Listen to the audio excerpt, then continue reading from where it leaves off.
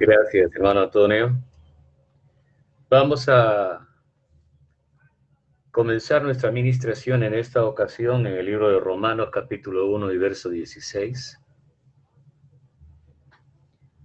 Porque no me avergüenzo del Evangelio, porque es poder de Dios para salvación a todo aquel que cree.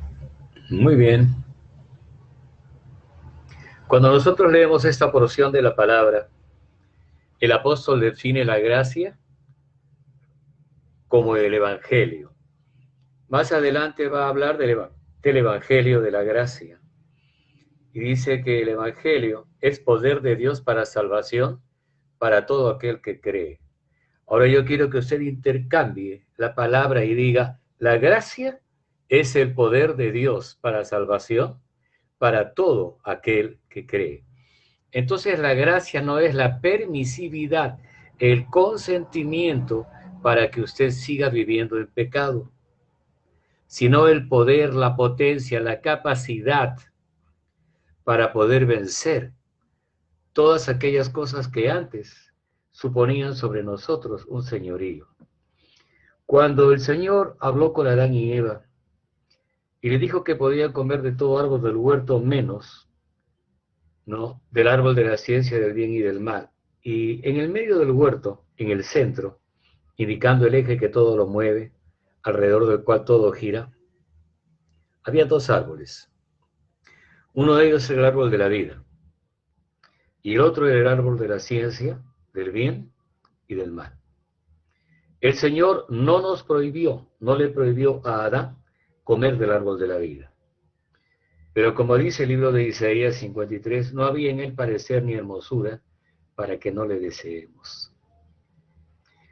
Y luego había otro árbol que era el árbol de la ciencia del bien y del mal, acerca del cual hubo una ordenanza que se dio como un mandato dentro precisamente del pacto edénico, diciéndole del árbol de la ciencia del bien y del mal no comerás, porque el día que de él comieres, ciertamente muriendo morirás, indicando con esto un proceso que iba a quitarle al hombre la vida que él poseía por la gloria y la gracia impartida por Dios al momento que hizo al hombre a su imagen y a su semejanza. Cuando el hombre cayó en transgresión, se salió de la gracia en la cual habitaba, porque todo lo que el hombre tenía se lo dio Dios por amor y porque lo hizo a imagen y semejanza suya. Si lo quiere simple, el hombre vivía dentro de la gracia divina. Todo absolutamente estaba a su disposición, menos aquello que podía hacerle daño y matarlo. Y eso estaba prohibido. O sea, Dios se aseguró de que las cosas funcionaran del modo que él quería. Es por eso que cuando el hombre cayó en transgresión, después que lo hizo su mujer, y quiero que usted observe cómo el orden divino fue invertido, porque el orden divino era Dios, varón, mujer. Dios, varón, mujer. Dios se comunicaba con el varón y al varón le correspondía hacerle saber a su esposa todo lo que Dios quería de ellos, de ambos, como pareja edénica. Entonces, este orden era básico.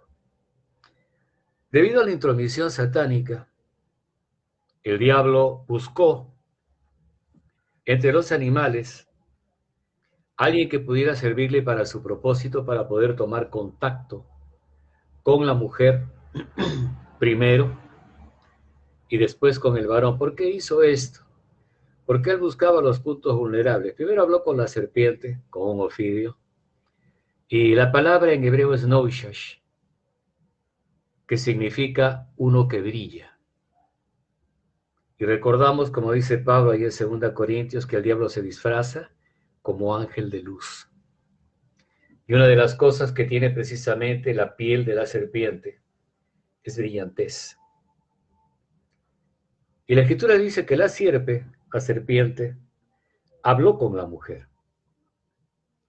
y le refirió que Dios había dicho que no comieran de los árboles del huerto.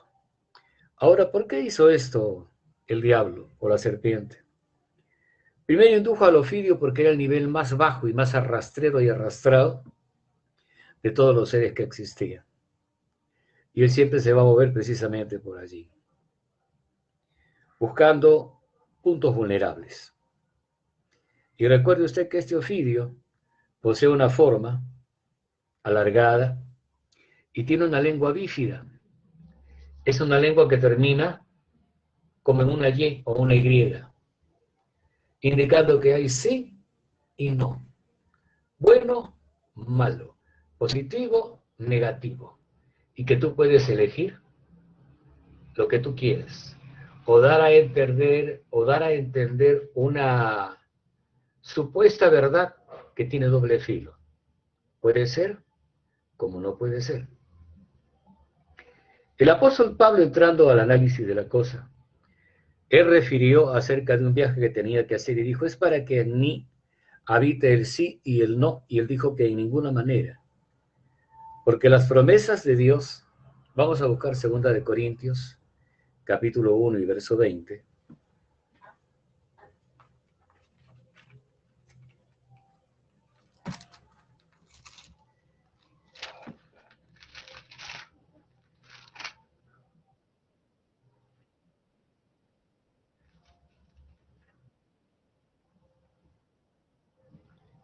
Aquí no hay lengua bífida, tenemos que entender lo siguiente.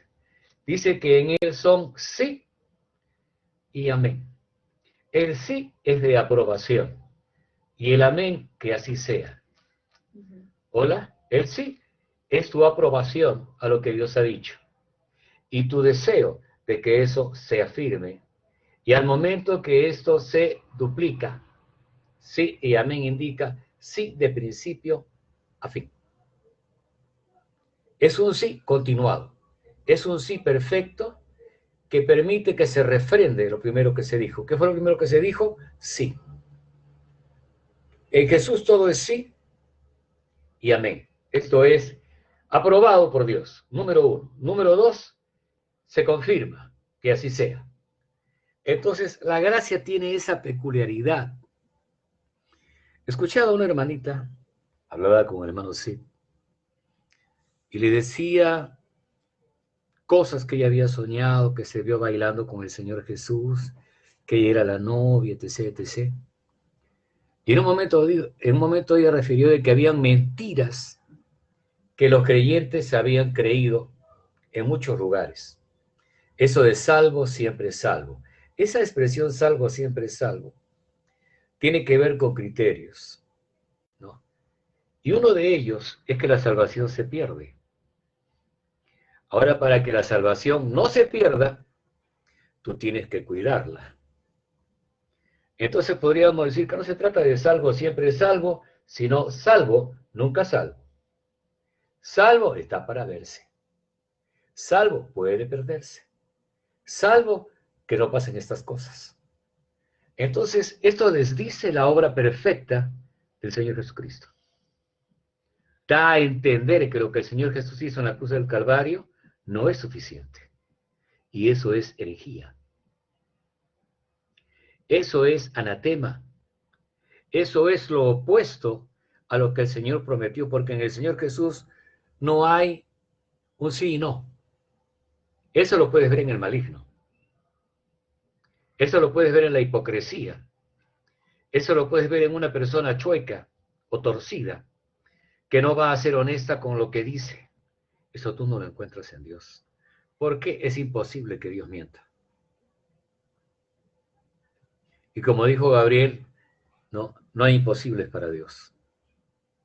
Entonces tenemos que analizar la circunstancia y la situación y preguntarnos en qué sentido la salvación fue dada, en que era una obra perfecta. Y como dice claramente en la expresión, en el libro de Juan, consumado es, tetelestai, ¿no? O sea, no hay nada que añadir, no hay nada más que se pueda hacer. Y fíjese usted cómo será eso de real, que después que el Cordero de Dios que quita el pecado del mundo lo quitó, no hay más sacrificios. ¿Me está escuchando, hermano, hermana? No hay más sacrificios. Usted no puede ser salvo por segunda vez, tercera vez, cuarta vez, Y como dice el libro de los Hebreos, usted no puede obligar a Jesús que venga todos los días para que muera por su déficit o por su naturaleza deficitaria, ¿no? Él lo hizo una vez, que dice el libro de los Hebreos, para siempre. Para siempre. Es una obra perfecta, irrepetible, inalterable. No desaparece, no es perecedero. Opera por siempre, forever and ever, por siempre y para siempre. Tenemos que entender eso para que usted pueda captar la intensidad del amor divino en un sentido de tarifa plana. Cuando hablamos de tarifa plana, por ejemplo, hablando de comunicación por el hilo telefónico, y decimos es tarifa plana, significa que usted puede hablar las 24 horas o ninguna. Usted paga lo mismo. Puede hablar poco o hablar mucho, usted paga lo mismo. Y en el caso de nuestra herencia, me estoy refiriendo al plano de la redención, esta es absoluta. Usted no tiene que estar pensando, soy redimido, soy redimido, soy redimido, y repetírselo usted mismo las 24 horas. No es necesario que haga eso. Eso es real, aunque usted no lo piense. Aunque usted no lo diga, aunque usted no lo repita. Usted no está pensando que, o a lo mejor tal vez no, usted sabe. En 8:28 Romanos dice, y sabemos que a los que aman a Dios, todas las cosas les ayudan a bien. Esto es a los que conforme a su propósito son llamados. Y nos preguntamos, pero todas las cosas implican cosas buenas, cosas regulares, cosas malas, cosas nefastas, sí, todas. Todas las cosas les ayudan a bien. Lee, por favor, 8:28 Romanos. Y sabemos que a los que aman a Dios, todas las cosas les ayudan a bien. Esto es, a los que conforme a su propósito son llamados. Lee el 29. Porque a los que antes conoció, Precognición. También los predestinó. Predestinación. Para que fuesen hechos conforme a la imagen conformes, de su Hijo. Conformes, plural. Para que Él sea el primogénito entre muchos hermanos. Muy bien. Él nos da a entender que no es entre el Señor y sus esclavos, el Señor y sus esbirros, el Señor y sus chacales. Dice, primogénito entre muchos hermanos. Y en Hebreos se nos va a decir que nos hemos acercado a la congregación de primogénitos. No hay segundogénitos, tercerogénitos, no, primogénitos. Todos somos llevados a la estatura y plenitud de Cristo. Colosenses 2:9.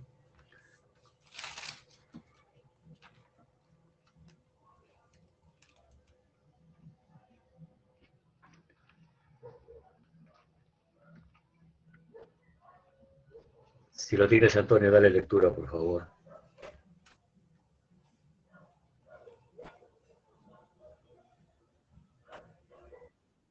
Colosenses 2:9, hermano. Ya lo tienes ahí. Uy, Dios mío.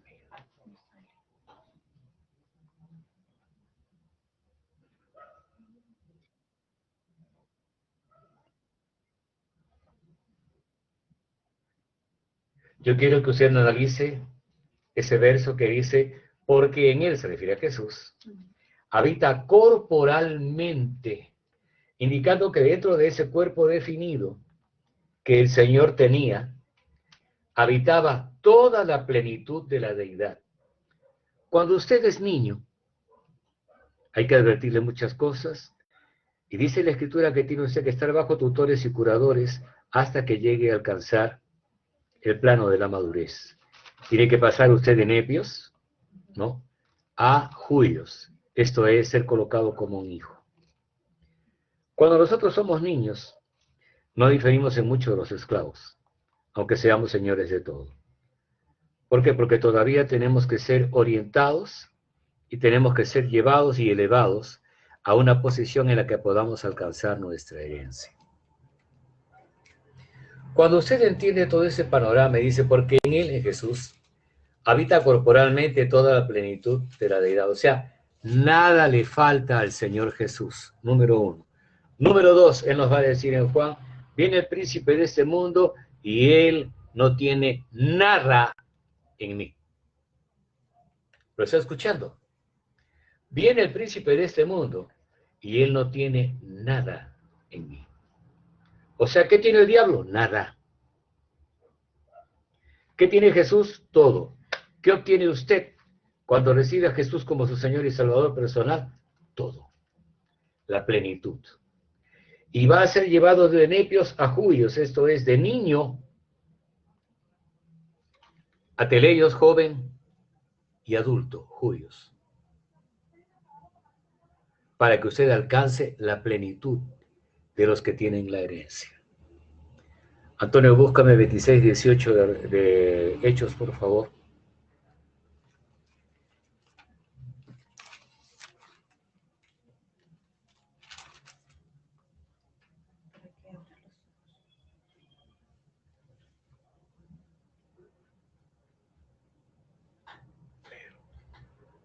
Para que abra sus ojos.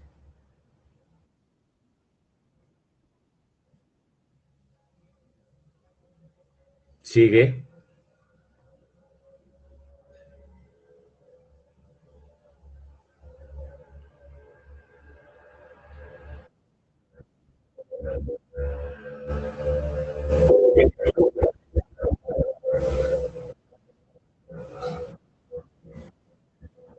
Obsérvese ahí, ya lo vimos antes, herencia entre los santificados. Él no dice herencia entre los débiles, herencia entre los incrédulos, herencia entre los hipócritas, dice herencia entre los santificados. Recuerde usted, lo dijimos antes, lo vuelvo a reiterar. ¿Cuál es la voluntad de Dios para el perdido? Que sea salvo. Primera de Timoteo 2, 4 y 5. ¿Cuál es la voluntad de Dios para los que son salvos? Que se santifiquen. Primera de Tesalonicenses capítulo 4, versículo 1 en adelante. ¿Cuál es la voluntad de Dios para los santos? Que sean herederos. La voluntad de Dios no cambia. Va desarrollándose conforme a tu nivel de crecimiento. Eras un perdido que necesitas salvación. Y tu salvación es perfecta. Eres una persona que ya es salva. ¿Qué necesitas? Entendimiento. Entendimiento, perspectiva, claridad. ¿No? Necesitas eso. Y tú vas a crecer hasta llegar a alcanzar plenitud. Cuando llegas a alcanzar la plenitud santificante, entonces es el momento de que tú recibas tu herencia. Esa es la forma en que el Señor trabaja el aspecto de nuestra salvación. Ahora quiero ir con ustedes a Romanos 6.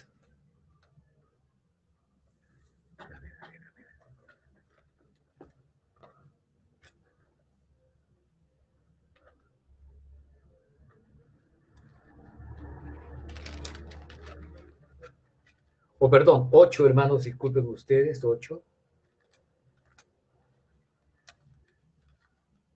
El verso 14.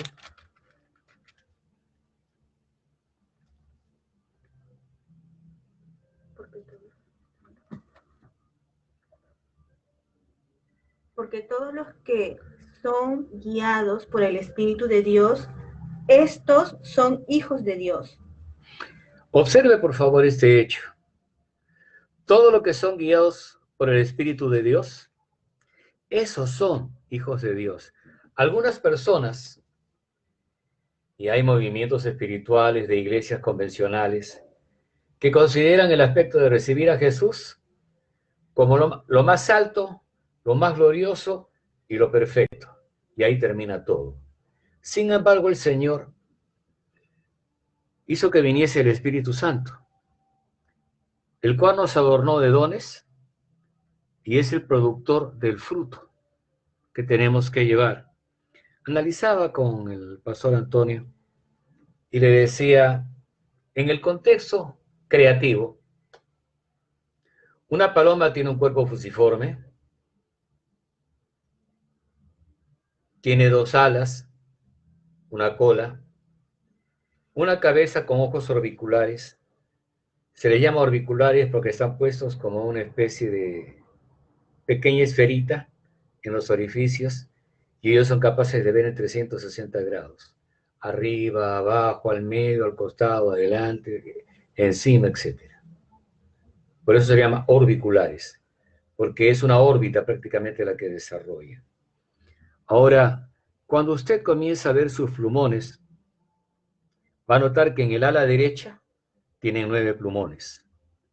En el ala izquierda, 9 plumones. En la cola tienen 5 plumones.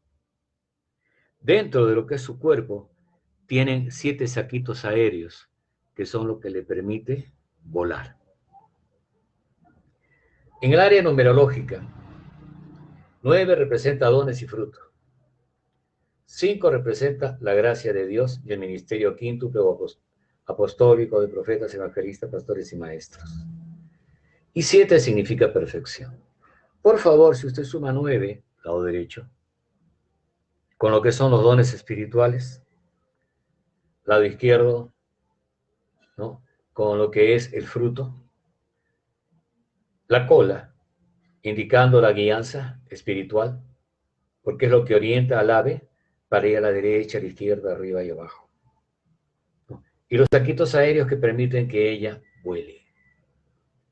Ahora, 9 más 9 me da 18. Le añadimos la cola más 5, me da 23. Y si le añado los 7 saquitos aéreos que llevan su cuerpo, tenemos 30. En numerología, el número 30 es madurez. Alcanzar la madurez. Dones, fruto, guianza, orientación y el hecho de que tú estés en vuelo. Cuando usted analiza los 4 seres vivientes que se declaran en el libro de Ezequiel, capítulo 1, capítulo 10 y también en el Apocalipsis, capítulo 4 y 5, usted va a notar que el cuarto ser viviente es semejante a un águila volando.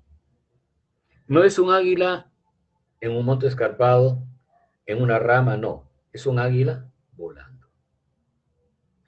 Cuando el Espíritu vino como un viento recio, desde una parte alta y desembocó en el aposento alto, donde todos fueron bautizados con el Espíritu Santo, en el Espíritu Santo.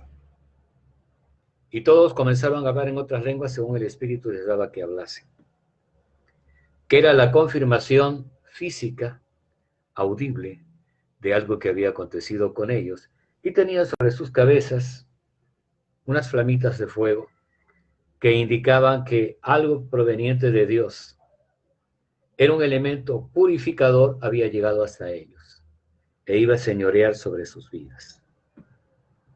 Era el Espíritu Santo.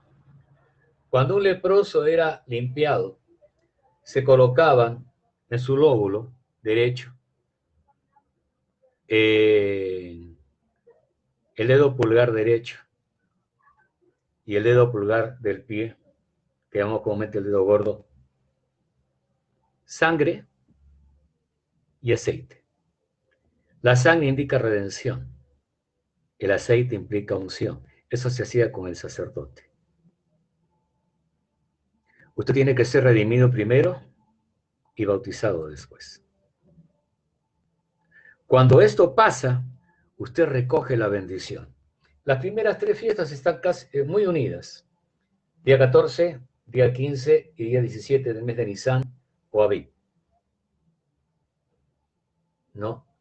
Y estas eran las primeras 3 fiestas. Para el día 6 de junio, 50 días después de la cosecha, o que venía, perdón, la cosecha, era el día en que fue dada la ley. Y también fue el día en que el Espíritu Santo vino. La ley era de piedras.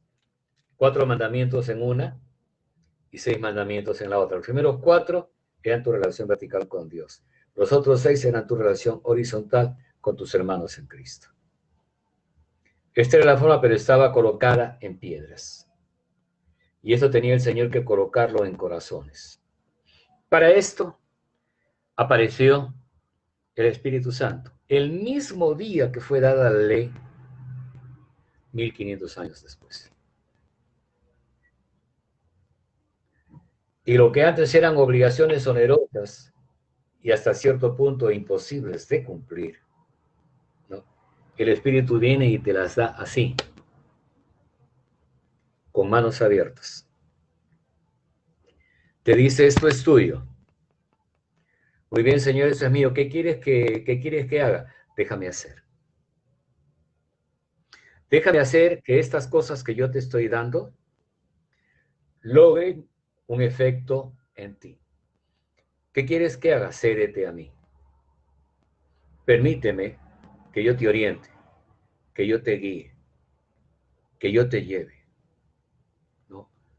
Vamos a Romanos 5:10. Que no se pierda, por favor, lo que vimos en Romanos 8:14. ¿Qué dice Romanos 5:10, Antonio?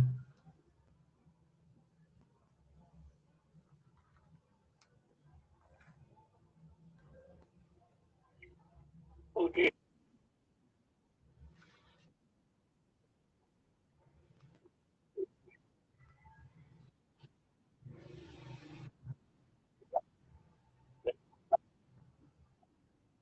Es la vida actuante de Jesús, lo que te da la certeza de la reconciliación y sabes que Dios está en paz contigo.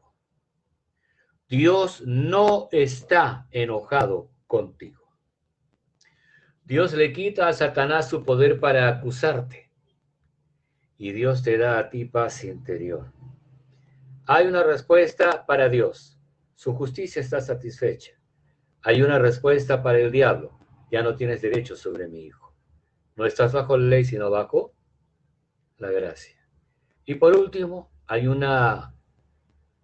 mensaje para usted. Tú eres mi hijo, yo te he engendrado hoy. Usted debe estar dispuesto para reinar. Ahora, por favor, esto lo vi con el hermano Antonio hace unos días, diciéndole, Isaías 8:20 participa de esta manera. Por favor, búscalo, Antonio.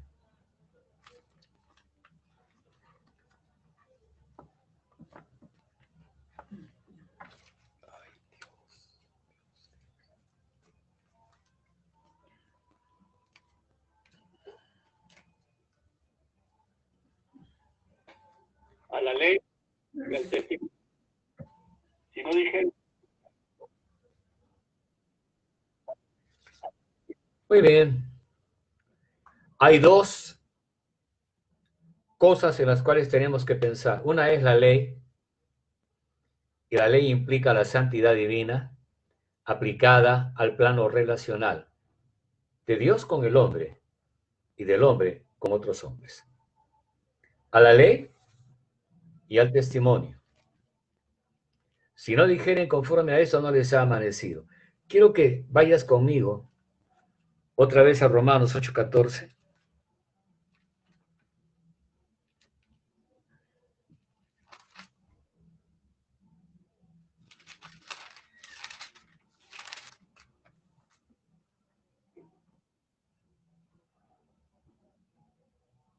Porque todo.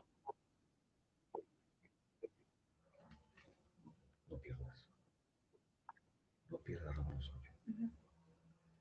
Dice, porque todos los que son guiados, ¿dónde estaba la guía?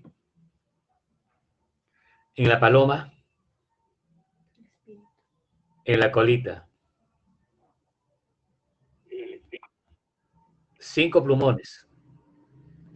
Apóstoles, profetas, evangelistas, pastores y maestros. Esto es la palabra integrada a nivel ministerial con el propósito de servir para reinar. Cuando dice a la ley y al testimonio, indica claramente que tenemos que ceñirnos a la guianza divina, sin la cual estamos completamente desorientados y sin saber qué hacer. No sé si alguna vez le ocurrió a usted que le corta la cabeza a un pollo y el pollo sale corriendo. Todavía tiene vida dentro de él. Y comienza a correr hasta que el último extractor agónico lo derrumba en el piso. Imagínese un creyente sin guianza. Hace cosas, dice cosas. Estas pueden ser maravillosas, espirituales, hermosas, gloriosas, pero sin son ni ton y sin la dirección divina. Y recuerde usted lo que dice claramente en Mateo 7. Cuando estas personas con las cuales Dios habla, le dicen, en tu nombre echamos fuera demonios, en tu nombre hicimos milagros, en tu nombre predicamos, y les dice algo, no los conozco. Dice eso el Señor. Porque dice que ellos estaban haciendo su voluntad, obedeciendo la voluntad del Padre tal vez, con los hechos divinos tal vez, pero no conforme a lo que Dios dijo, sino conforme a lo que ellos entendían o presumían que podía ser cierto. Y no todo el que me dice Señor, Señor, entrará en el reino de los cielos, sino aquel que hace la voluntad de mi Padre, que está en los cielos. El Señor es muy claro. Y les dice, apartados de mí, no los conozco. Pasamos una vez más a Romanos 8, verso 16. El Espíritu mismo de testimonio a nuestro espíritu. Da testimonio a nuestro espíritu. El Espíritu mismo da testimonio a nuestro espíritu de que somos hijos de Dios. Considere usted ese hecho. Para que el Espíritu le dé testimonio a su espíritu de que usted es un hijo de Dios, tiene que aceptar la guianza del Padre.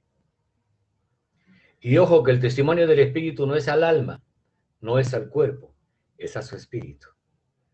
Usted tiene, como le dijo el Señor Jesús a Nicodemo, tú tienes que nacer del agua y del espíritu, para que puedas ver y entrar en el reino.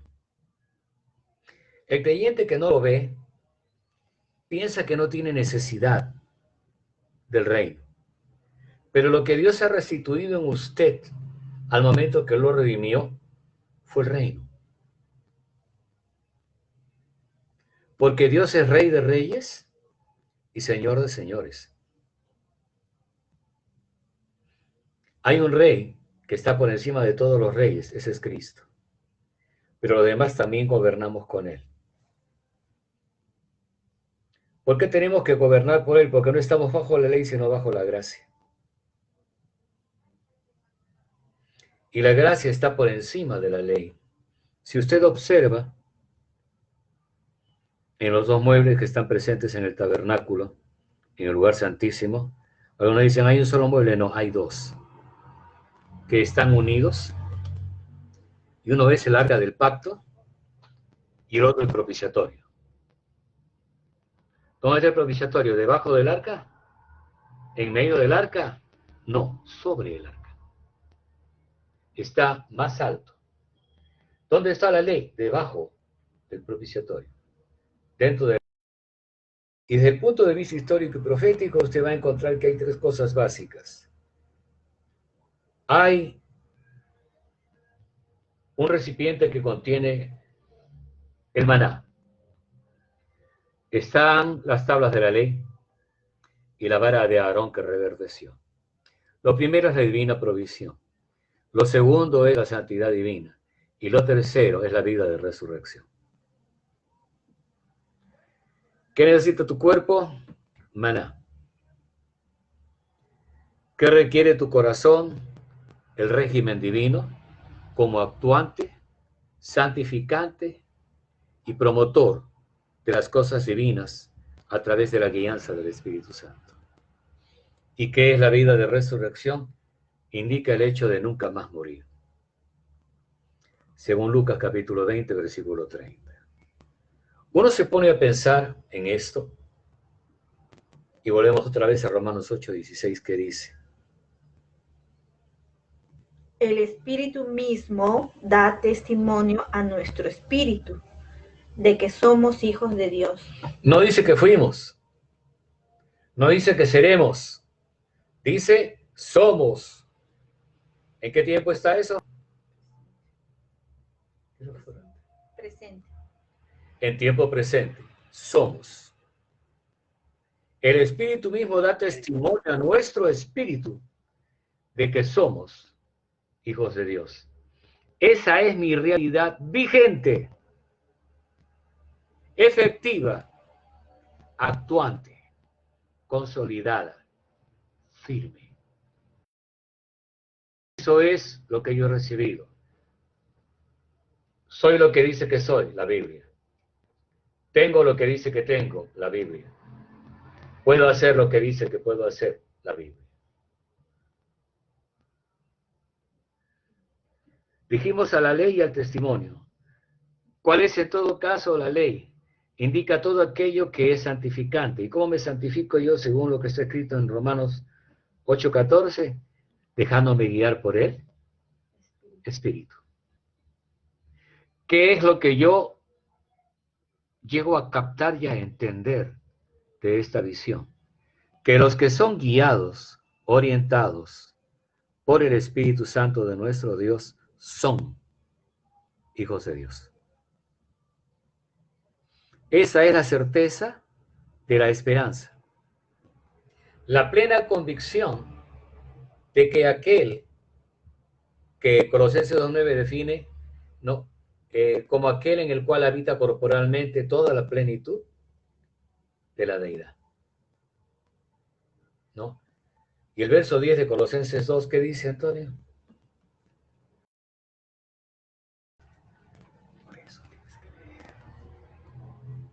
Porque quiero que sepáis cuán luchas tengo. Y vosotros, Fíjate bien, ciega. Adelante, Antonio. Y vosotros estáis completos en él.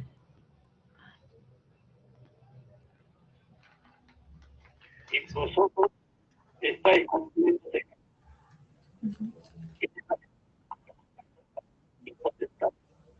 Se finí, se acabó. Ustedes están completos en él. En él está el sí y el amén. Está la divina aprobación divina que yo también apruebo.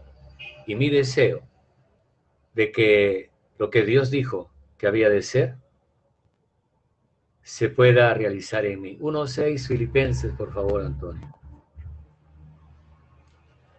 Atrás de Colosenses.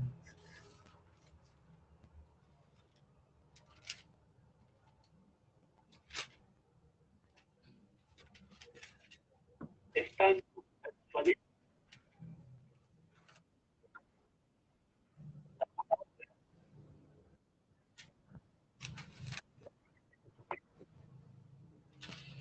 Una vez más, léelo calmadamente. Esto.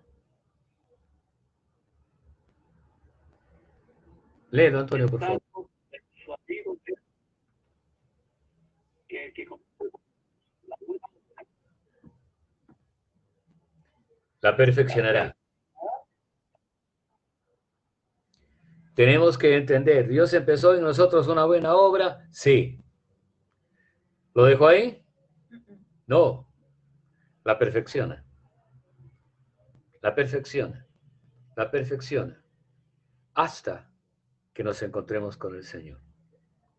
En aquel día glorioso, en que Él venga y nos lleve, o posiblemente antes, dependiendo de nuestro ascenso a la gloria. Tenemos que entender la gracia, porque la gracia posee un valor absoluto, no cambia. Imagínense qué hubiera sido, si Dios no hubiera vestido al hombre de redención. Me refiero a Adán. Él se puso hojas de higuera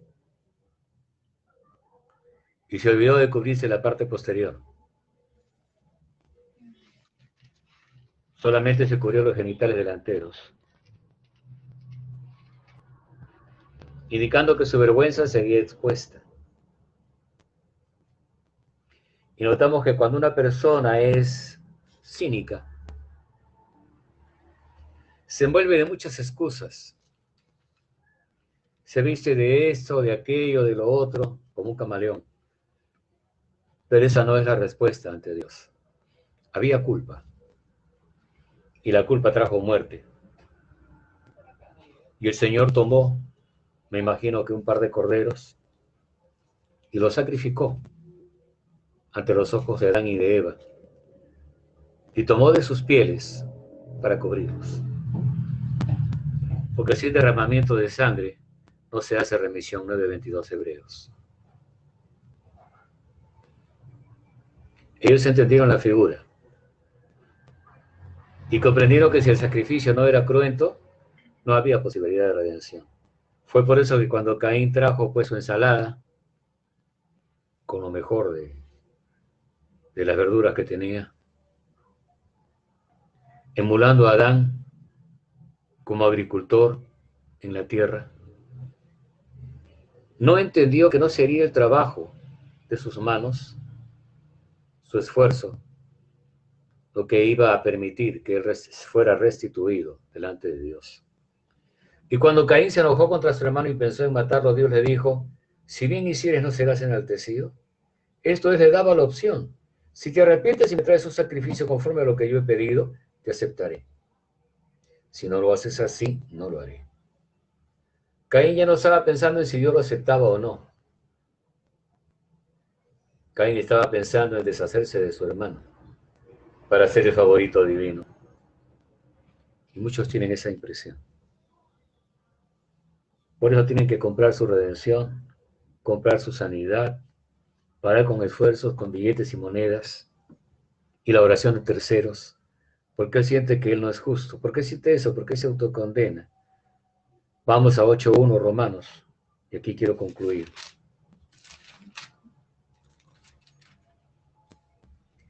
Ahora pues, ninguna condenación hay para los que están en Cristo Jesús.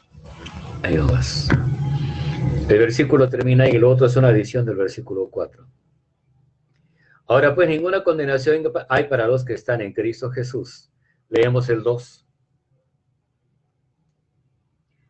Porque la ley del Espíritu de vida en Cristo Jesús me ha liberado de la ley de pecado y de la muerte. Bueno, la expresión es liberado. Me ha librado de la ley del pecado y de la muerte. Hay dos leyes acá. ¿Cuál es la primera? Pecado.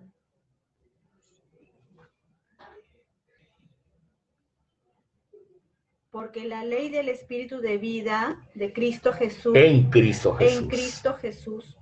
¿No? Esa es la ley que usted tiene que entender y desarrollar en usted. Porque la ley del Espíritu de vida, que habíamos leído en el 8, 14 y 16, los que son guiados por el Espíritu, esos son hijos de Dios. Dice la ley del Espíritu de vida en Cristo Jesús, eso nos lleva a Romanos 5:10. Me ha librado. No dice me librará, no dice me libró. Dice me ha librado de la ley del pecado y de la muerte. Hay una ley gravitacional que indica que un objeto pesado no puede desprenderse del suelo. Pero cuando usted sube a un avión, ¿qué ocurre? Usted se eleva. Es porque hay una ley más fuerte que la gravedad, que es vencida.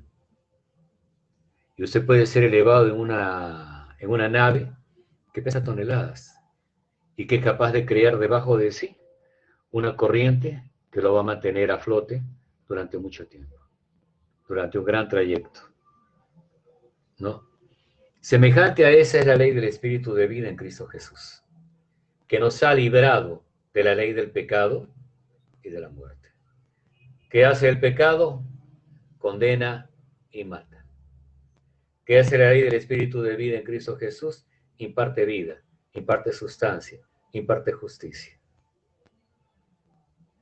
Y si vamos al 1:18 de Romanos,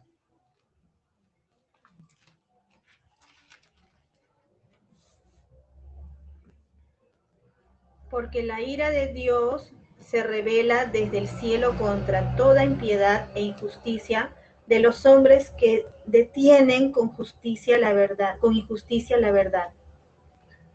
5:18.